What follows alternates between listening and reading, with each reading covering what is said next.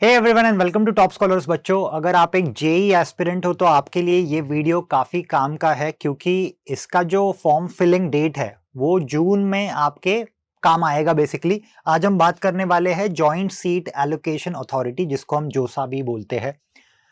तो इसके लिए सबसे पहले जेई मेंस की बात करते हैं। ऑब्वियसली आपका एग्जाम तो हो चुका रहेगा अभी तक, एंड ये एक नेशनल टेस्टिंग एजेंसी है। वेबसाइट जेई मेंस की आपको ऑलरेडी पता है, आप यहाँ पे चेक कर सकते हो jemain.nta.nic.in। And then total admission, अगर आप ये एग्जाम देते हो तो कहाँ कहाँ पे आप एडमिशन ले सकते हो वो सारे यहाँ पे हमारे पास 31 एनआईटीज है। We have triple IITs as well. ये जेई मेंस की बात हो रही है, जेई एडवांस की नहीं, तो please make a note of this. IITs में एडमिशन के लिए जेई एडवांस क्लियर होना चाहिए, लेकिन सिर्फ जेई मेंस की अगर हम बात करते हैं तो यहाँ पे हम एडमिशन ले सकते हैं। राइट, कौन से पेपर्स देने पड़ेंगे?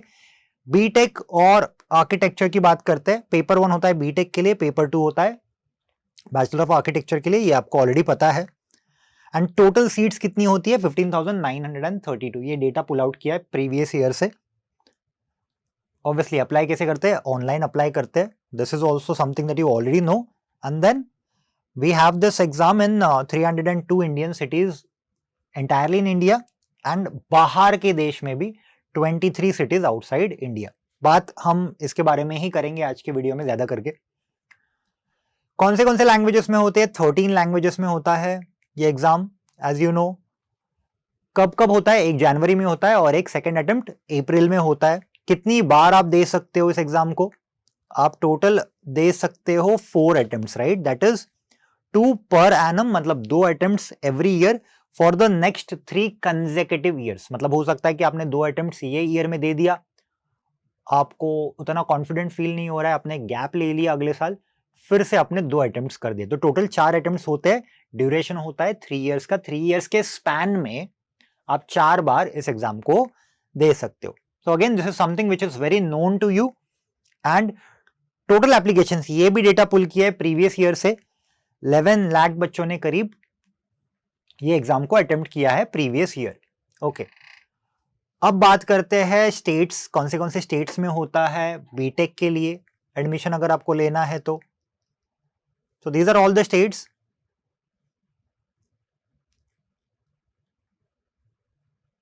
And this is for paper 2 which is for architecture. More और लेस दोनों सेम ही है, ज्यादा कुछ डिफरेंस नहीं है इसमें। ओके, अब बात करते हैं जॉइंट सीट एलोकेशन अथॉरिटी के बारे में। इसके थ्रू अगर आपको एनआईटीज में या आईआईटीज में एडमिशन चाहिए तो क्या क्या प्रोसेस रहेगी, कौन से फॉर्म्स आपको भरने पड़ेंगे, क्या क्या डिटेल्स की जरूरत है, कौन से डॉक्यूमेंट्स लगेंगे, कब ये प्रोसेस होता है, कितने राउंड्स होते हैं, सारा बात करेंगे हम इस वीडियो में। तो सबसे पहले ये ऑफिशियल वेबसाइट है, यहाँ पे आप जाके चेक कर सकते हो। उसके बाद में इसके थ्रू आप कहाँ कहाँ पे एडमिशन ले सकते हो? 23 आईआईटीज में, 31 एनआईटीज में। अब वैसे ये भी क्लब हो गया है एनआईटीज में ही। देन 26 ट्रिपल आईटीज में। एंड ये सारे एग्जाम्स है जहां पे ये सारे चीजों में आप एडमिशन ले सकते हो बेसिकली, ये सारे कॉलेजेस में। टोटल सीट इनटेक कितना होता है? 59,937। Total seat intake is around 60,000। और ये बाइफर्केशन है number of seats as per IITs, NITs, triple ITs and GFTIs. ठीक है, ओके। एप्लीकेशन प्रोसेस क्या है इसका? जोसा का जो एप्लीकेशन प्रोसेस है वो ऑनलाइन है, प्योरली ऑनलाइन होगा। कब होगा उसके बारे में भी बात करेंगे, अभी फिलहाल तो नहीं है, काफी टाइम है। जून में टेंटेटिवली ये होता है। नंबर ऑफ राउंड्स होते हैं 6, मतलब 6 राउंड्स होंगे। वहां पे आप चेक कर पाओगे, 1.5 महीने का ओवरऑल प्रोसेस रहेगा। एवरी राउंड में आप चेक कर पाओगे कि कहां कहां पे आपका एडमिशन होके रखा है आपने फॉर्म भरने के बाद। उसके बाद में नंबर ऑफ मॉक अलॉटमेंट, कुछ अगर आपको चेंजेस करने हैं, फ्लक्चुएशंस करने हैं, तो 2 अटेम्प्ट्स आपको इसमें भी मिलते हैं। अगर आप लॉक नहीं करते हो तो वो लॉकिंग सिस्टम क्या है वो भी मैं आपको बताऊंगा। एंड देन कौन से स्कोर्स देखे जाते हैं इसके लिए? JEE advance for IITs and JEE Mains for NIT. तो एक चीज याद रखना, जैसे आप वेबसाइट पे जाओगे और अप्लाई करने की कोशिश करोगे, अगर आपने जेई एडवांस क्लियर ही नहीं किया तो आपको सिर्फ एनआईटी वाले ही कॉलेज दिखेंगे, और आपका एडवांस क्लियर है तो ही आप आईआईटीज के लिए अप्लाई कर सकते हो, नहीं तो नहीं। नहीं तो फिर एनआईटीज के लिए आपको देना पड़ेगा अकॉर्डिंग टू जेई मेन का score. Correct? So exams as you know, JEE advance for BTech IITs कौन से इंस्टीट्यूट में आप ले सकते हो, IITs में ले सकते हो, एंड देन AAT जहां पे आर्किटेक्चर करना है in 3 IITs only in India, and then ये जेई मेंस का पेपर 1 पेपर 2, इसमें सारे आप कॉलेजेस सिलेक्ट कर सकते हो जो NITs और बाकी सारे इंस्टीट्यूट से रिलेटेड है। करेक्ट। एलिजिबिलिटी समझते हैं सबसे पहले IITs के लिए। तो IITs में एडमिशन चाहिए तो एलिजिबिलिटी क्या है? ऑब्वियसली जेई एडवांस आपका क्लियर होना चाहिए, 12th ग्रेड क्लियर होना चाहिए, PCM कंपलसरी है। यहां पे हम PCM की ही बात करेंगे बेसिकली। तो जेई की बात हो रही है, मतलब फिजिक्स केमिस्ट्री मैथ्स की बात हो रही है, and then language and any other subject. In fact वो जो 5 12th ग्रेड के आपका एवरेज है उसका मिनिमम परसेंटेज का भी क्राइटेरिया है, उसके बारे में भी हम बात करने वाले हैं। सो ये आपका क्लियर होना चाहिए, and same is for architecture, JEE advance, and then here is the given data. 12th पास होना चाहिए with physics chemistry maths is compulsory, एक लैंग्वेज होना चाहिए और एक अदर सब्जेक्ट होना चाहिए उसमें। ओके। और NITs ट्रिपल IITs के लिए क्या है? सिमिलर कंडीशन है, ज्यादा कुछ डिफरेंस नहीं है। जेई मेंस जैसे कि हम बात करेंगे NITs और ट्रिपल IITs की, तो जेई मेन पेपर 1 आपका क्लियर होना चाहिए, and then 12th grade obviously आपका क्लियर होना चाहिए with physics maths. Now understand this, physics maths and any one of the subjects and a language. Same is with B planning, same है, ज्यादा कुछ difference नहीं है इसमें। So maths and any other 4 subjects are taken into consideration. Okay. This is for architecture. Again, maths, physics, chemistry और 2 और subject, तो total 5 subjects. थोड़ा थोड़ा डिफरेंस है, यहाँ पे PCM है और 2 अदर सब्जेक्ट्स है, लैंग्वेज हो सकता है और एक सब्जेक्ट हो सकता है उसके साथ। यहाँ पे maths is compulsory along with 4 other subjects. और यहाँ पे अगर आप देखोगे सो physics and maths and any one apart from that, और फिर language and any other subject. Okay, let's continue. So specific pass percentage, अभी ये काफी इंपॉर्टेंट है आपके लिए, कितने परसेंटेज मिनिमम रिक्वायर्ड है। So if you see over here, अगर आप ओपन कैटेगरी में बिलोंग करते हो तो 75% एटलीस्ट आपके ग्रेड 12 में होने चाहिए। अगर आप SC ST में बिलोंग करते हो तो 65%। So this is the eligibility over here, correct. And this is for non Indian candidates, right. So candidates who are not Indian, मतलब आप अगर बाहर से हो और फिर भी अप्लाई करना चाहते हो, so this is the criteria over here. As of now we can just exclude this part. यहाँ पे बात करते हैं सिर्फ हमारे इंडियन रेसिडेंट्स की, and same is the data given for NITs and triple IITs। You can have a look at this. Okay, अभी ये चीज इंपॉर्टेंट है, the mark of class 12th only will be used, मतलब 12th grade के marks ही use होंगे। And then in case of boards like the intermediate board, marks scored in the intermediate second year or PUC will be considered. So एक चीज हमें समझना है कि 12th ग्रेड के जो मार्क्स है वही कंसिडर किए जाएंगे। And rank list can a student appear and parameters for the same. Okay. तो यहाँ पे कंडीशन है, candidate can appear in more than 1 rank list, आप एक रैंक लिस्ट से ज्यादा भी इसमें अपीयर कर सकते हो। Apart from common rank list, candidate में appear in other rank list as per their category. जैसे कि आप अलग कैटेगरी में अगर बिलोंग करते हो तो वहां से भी आप अप्लाई कर सकते हो, अगर कोई फिजिकल डिसेबिलिटी स्टेटस है या फिर एनी अदर कैटेगरी, तो उस हिसाब से आप अप्लाई करोगे। And for counselling the authorities will prepare a separate set of 10 list each for both JEE advance and JEE Main. तो जेई मेन और जेई एडवांस के लिए 10 रैंक लिस्ट अलग से क्रिएट की जाएगी with the help of JOSA. And only the IITs have defense quota under which 2 supremacy seats are preferentially allocated in every IIT candidate who qualify under the defense service category. तो अगर आप defense service category में आते हो तो 2 seats अलग से उसके लिए रिजर्व्ड है, करेक्ट। तो उसके लिए आपको DS सर्टिफिकेट भी लगेगा to submit. And DS candidate must be in common rank list. Okay, तो DS कैंडिडेट जो है वो कॉमन रैंक लिस्ट में भी होना चाहिए to be eligible for the allocation under the DS category. Okay, अगर मैं फीमेल कोटा की बात करूं यहाँ पे, तो 20% seats would be allocated for the female candidates. तो ये एक डेटा यहाँ पे है।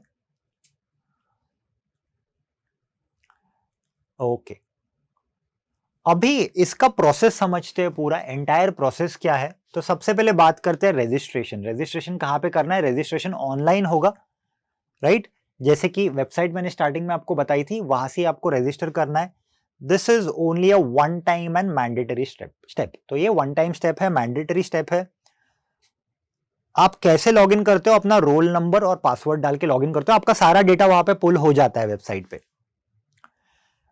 Check and reconfirm the details as correction is not allowed later. तो आप रोल नंबर और पासवर्ड डालने के बाद आपको चेक करना है आपके सारे डिटेल्स वो सही है कि नहीं है, क्योंकि आप बार बार उसको चेंज नहीं कर सकते। डेट्स की अगर मैं बात करूं तो जून सेकेंड वीक में जनरली ये प्रोसेस स्टार्ट हो जाता है। Form filling and locking of choices. तो जो भी list of institutes and courses display हो रहे हैं, आपको जिसमें इंटरेस्ट है तो आप वहां पे लॉक कर सकते हो। जैसे कि मैंने आपको पहले भी बताया, अगर आपने जेई मेंस क्लियर किया है तो वहां पे आपको सिर्फ एनआईटीज के कॉलेजेस ही दिखेंगे। अगर आपने जेई एडवांस भी क्लियर किया है तो वहां पे आपको आईआईटीज के ऑप्शन भी दिखेंगे। तो उस हिसाब से आपको फिल करना है, प्रेफरेंसेस भी चूज करनी है as per the eligibility as well.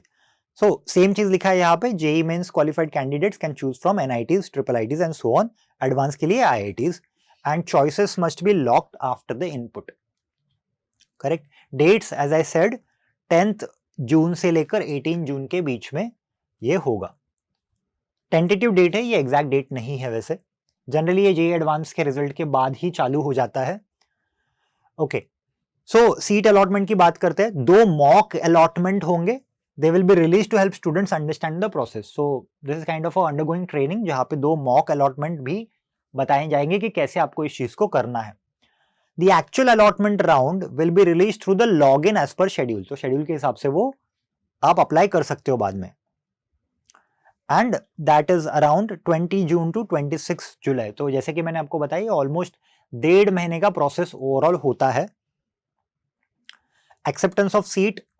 So candidate who are allotted seats, देखो आप अप्लाई करते हो, आपको सीट मिल जाती है अगर, तो आगे भी अगर आपको कंटिन्यू करना है, जैसे कि राउंड 2 में आपको सीट मिल गई, उसके आगे आप राउंड 3, राउंड 4, राउंड 5 में प्रिफर्ड कॉलेजेस चेक करना चाहते हो, तो आपको सबसे पहले ये फी भरना पड़ेगा, विच इज अराउंड 35,000, 35 to 40,000 के बीच में होता है। 35,000 is for this year and 17,500 is for SC ST और physical disability, right. You can do this online, आप नेट बैंकिंग या डेबिट कार्ड से इसका पेमेंट कर सकते हो। मतलब ये प्रोसेस ऑनलाइन ही होता है, कहीं जाके कॉलेज में आपको पैसे भरने की जरूरत नहीं है, ऑनलाइन ही आप इसको पे कर सकते हो। तो यहां से आप पार्टिसिपेट कर सकते हो फर्दर राउंड्स में। जैसे कि मैंने आपको बताया, स्टार्टिंग में आप भरोगे, अपने प्रेफरेंसेस देखोगे, आपका कॉलेज आपको मिल गया फॉर एग्जांपल, तो उसके बाद भी अगर आप और देखना चाहते हो, राउंड 3, राउंड 4, हो सकता है थर्ड राउंड में मिल गया, तो राउंड 4, राउंड 5, राउंड 6 के लिए आप देखना चाहते हो कि कौन से कॉलेजेस में मुझे मिल पा रहा है, तो आपको पहले ये पैसे भरने पड़ेंगे, उसके बाद ही आप कंटिन्यू कर पाओगे, राइट। 3 ऑप्शंस होते हैं, फ्रीज, स्लाइड एंड फ्लोट। इसके बारे में हम आगे चल के भी बात करेंगे। Freeze is like your lock, slide and then float. Okay, so they have to upload specific documents upload करने पड़ेंगे वेरिफिकेशन के लिए।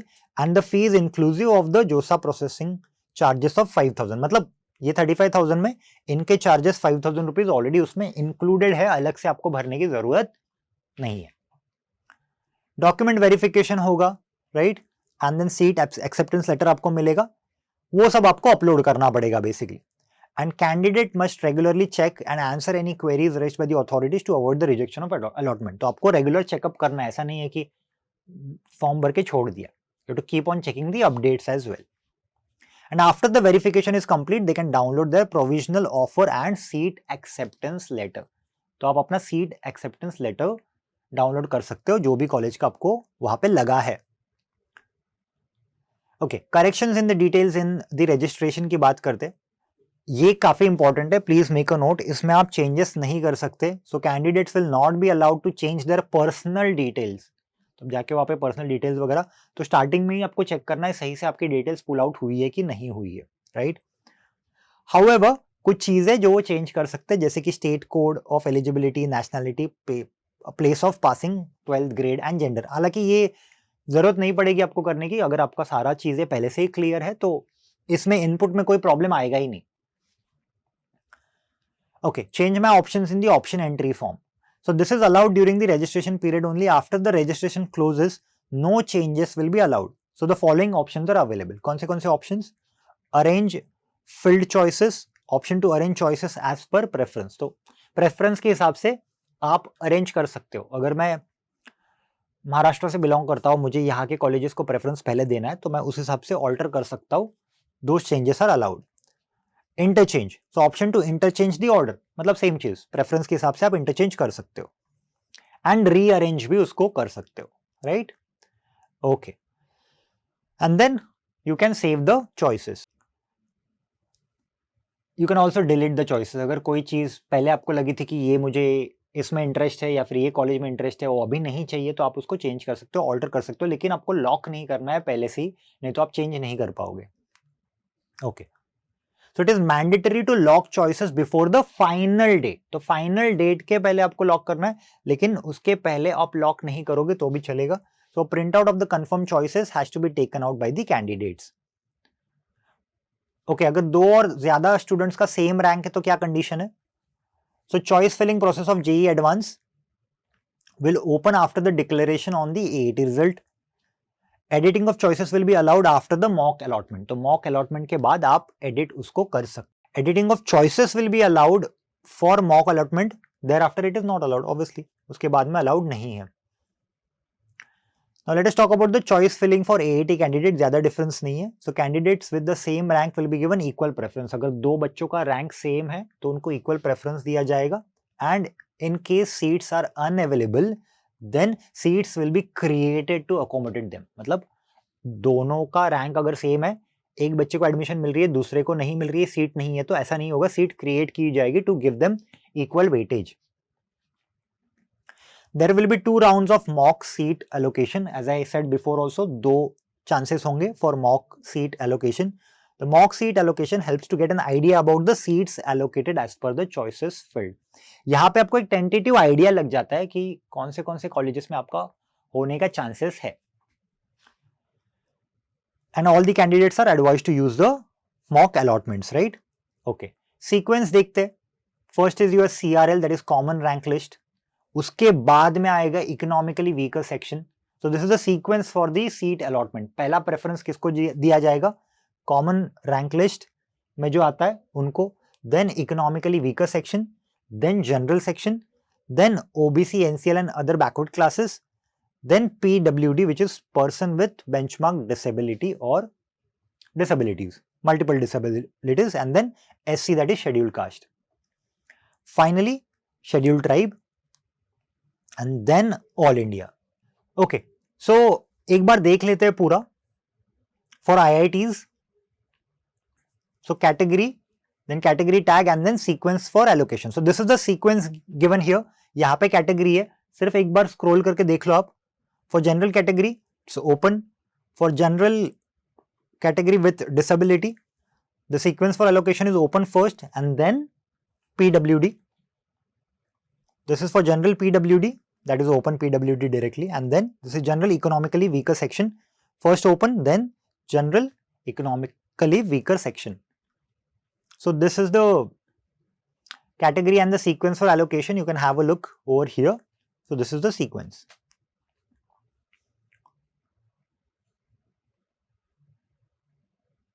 So all the sequences are given here. इसमें एक बार ध्यान से देखना.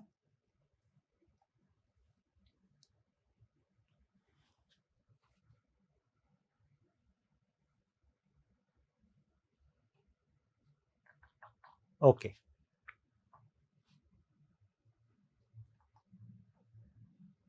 फाइन. तो हमने सारा कवर किया है सीआरएल से लेकर एसटी तक. Here it is.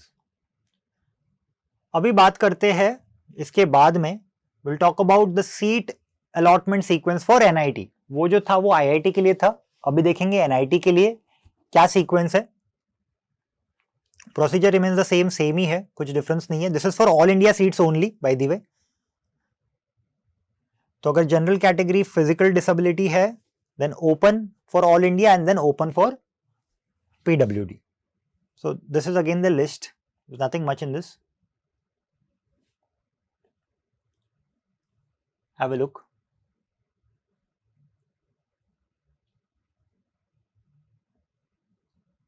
अगर आप OBC कैटेगरी से बिलोंग करते हो तो this is the sequence for allocation. This is for SC and then finally we'll also have for ST as well for all India category. Correct? Okay. अब बात करते हैं कौन से फैक्टर्स को आपको यहां पे कंसिडर करना है.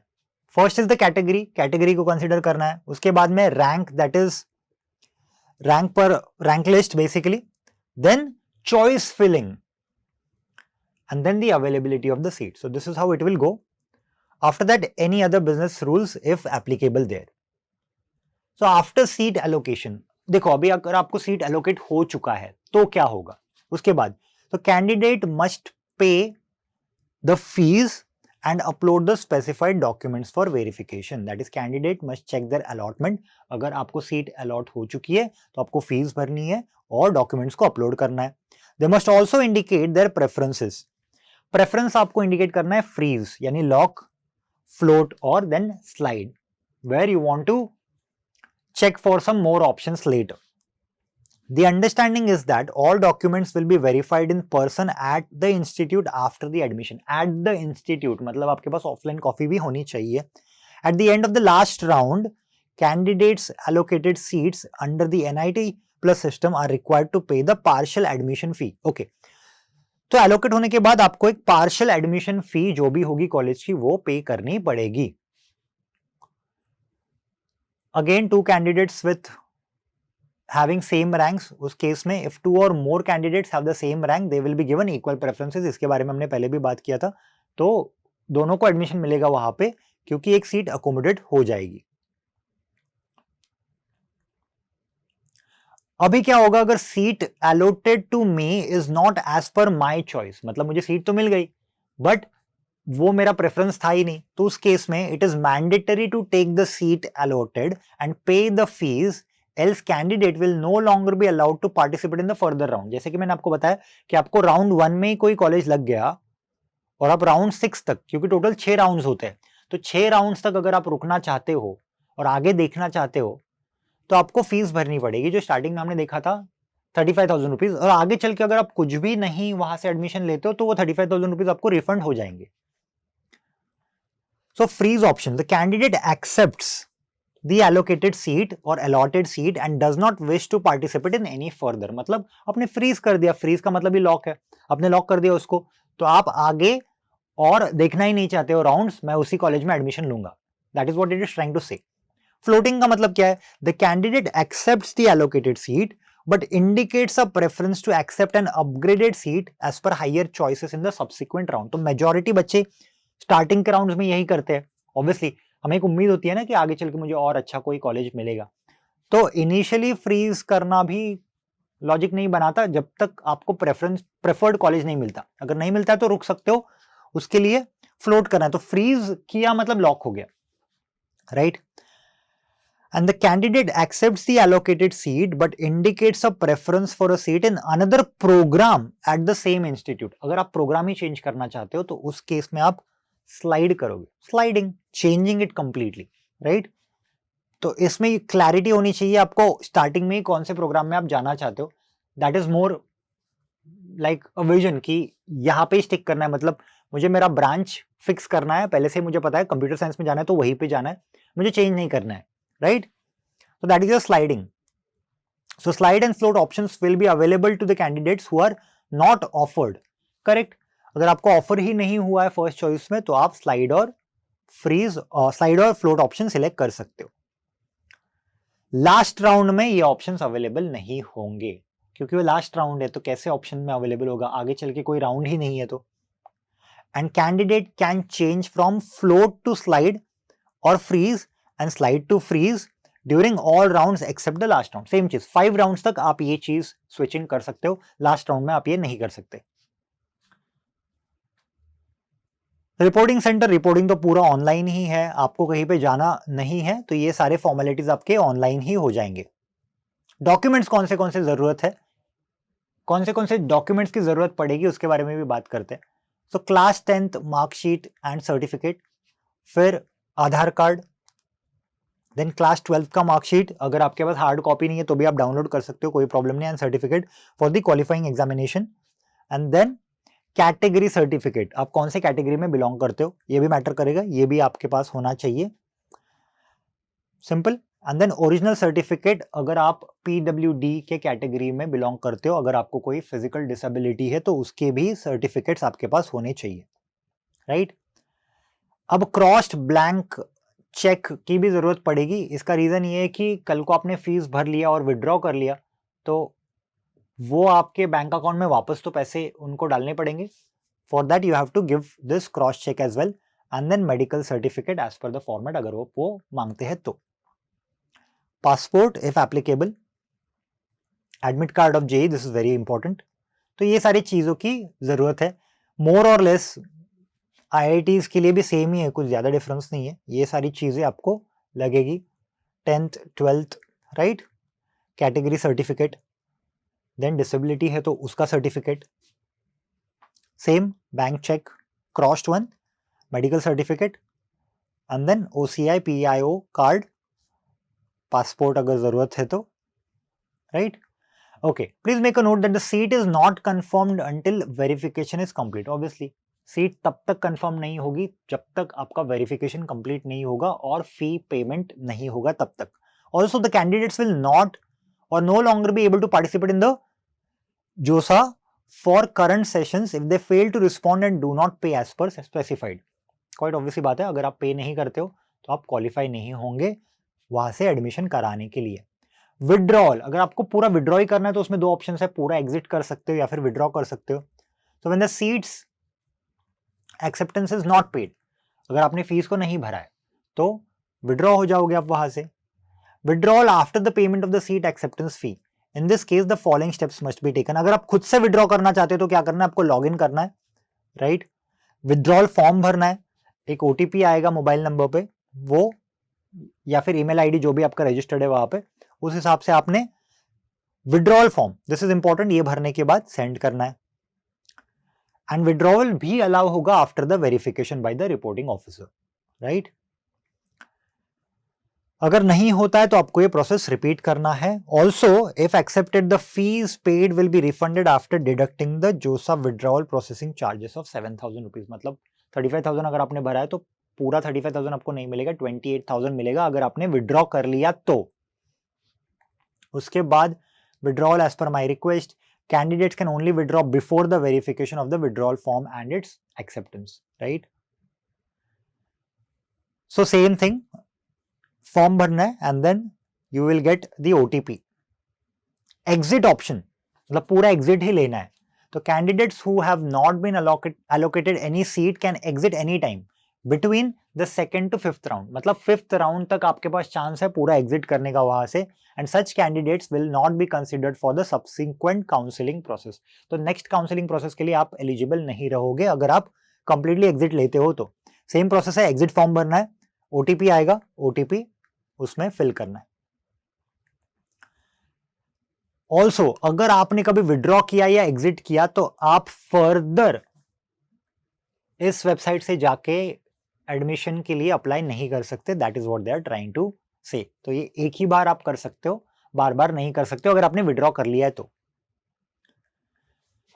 Then the following business rules will be applicable consequent to such a revision. So a candidate becomes ineligible if the revised mark sheet do not meet the performance in class 12. Okay, ये भी reject हो सकता है आपके 75% है ही नहीं और फिर भी आपने अप्लाई कर दिया तो आप रिजेक्ट हो जाओगे वहां पे, राइट। तो same condition is mentioned here. आप क्राइटेरिया में सारे फिट होने चाहिए, अगर आपका क्राइटेरिया में आप फिट ही नहीं हो रहे हो तो फिर आप एग्जिट हो जाओगे वहां से। The preparatory courses are of 1 year duration for SC, ST and PWD candidates and offered at some IITs. Vacant seats reserved for SC, ST and PWD candidates after conclusion of the number of counseling processes are offered to a limited number of candidates on the basis of the further relaxed admission criteria. So this is just the preparatory courses. बात करते हैं NIT से IIT के transition में in the second round. So this is about the seat transfer from NIT to IIT. So candidate must note that earlier allocated seat will be cancelled automatically with a new allotment, correct? तो अगर पहले आपने NIT के लिए apply किया था और फिर बाद में आपने आईआईटी के लिए अप्लाई किया है तो पहला वाला कैंसिल हो जाएगा and then will be switch to the IIT one, then again you have to repeat the process basically. That is what they are trying to say. So repeat the verification process. Same thing है, फिर से एक बार करना पड़ेगा क्योंकि आप पूरा change ही कर रहे हो from NIT to IIT. Here we have the seat acceptance fee payable which is 40,000 rupees for general and OBC and for other categories it is 20,000 rupees. And fees payable once, मतलब at a time आपको पे करना है. और ये भी bank generally आपको loans वगैरह भी देती है एजुकेशन करने के लिए, लेकिन पहला वाला जो फी है ये आपको ही भरना पड़ेगा, मतलब हमें ही भरना पड़ता है स्टार्टिंग वाला. उसके बाद में कॉलेज में एडमिशन लेने के बाद में you can also opt for loan अगर आपको फीस ज्यादा लग रही है तो, बट ये वाली फीस हमें स्टार्टिंग में खुद से भरनी पड़ती है. This is not covered in loan and all, and this includes 5,000 rupees of the JoSAA, right. Now this is important. At the end of sixth round के एंड में, मतलब जो फाइनल राउंड होता है, candidates having a provisionally allocated seat in the NIT are required to pay the partial admission fee of 40,000 rupees and 20,000 rupees. तो ये partial admission fee है और ये fee non refundable है और ये adjust हो जाएगी कहाँ पे, institute admission fee में. ये वाली fees आपकी वहाँ पे adjust हो जाएगी, right? And non payment of the partial admission fee will be treated as a rejection. मतलब आपकी सीट चली जाएगी अगर आपने वो minimum payment नहीं किया है तो. And the process of re-verification of documents will have to be undergone if the seat allocation is from NIT system to IIT. तो ये सेम चीज है, रेपिटेशन ही है. अगर आप चेंज कर रहे हो तो री-वेरिफिकेशन होगा डॉक्यूमेंट्स का. अभी बात करते हैं स्पॉट राउंड के बारे में.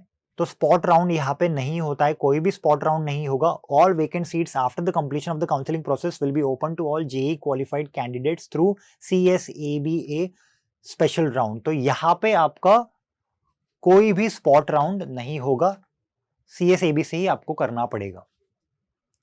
रिफंड पॉलिसी है, जैसे कि मैंने आपको बताया था 7,000 रुपीज डिडक्ट हो जाएंगे उसमें अगर आप विड्रॉ करते हो तो, राइट.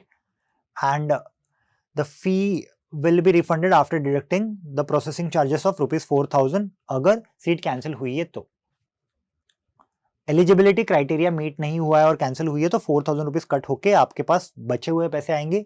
यहाँ पे अगर आपने विड्रॉल किया है तो 7,000 रुपीज कट होके आएंगे. And refund will be processed eight the end of the counselling process. तो ये रिफंड्स की वजह से हमें एक चेक देना पड़ता है जो मैंने आपको थोड़ी देर पहले बताया था. So that's it for the day. ये था जोसा के बारे में, और ये एक अथॉरिटी है, ये एक ऐसी बॉडी है जहाँ के थ्रू आप अप्लाई कर सकते हो IITs और NITs में. तो JEE एडवांस के जो बच्चे हैं जो प्रिपेयर कर रहे हैं उनके लिए ऑल द बेस्ट, और JEE मेंस जिन्होंने कर रखा है और वो अटेम्प्ट करना चाहते हैं इसके थ्रू थोड़ा पेशेंस रखना पड़ेगा. जून में जैसे कि मैंने आपको बताया था टेंटेटिवली 10th जून तक ये आप स्टार्ट कर सकते हो अप्लाई करना. That's it, thank you.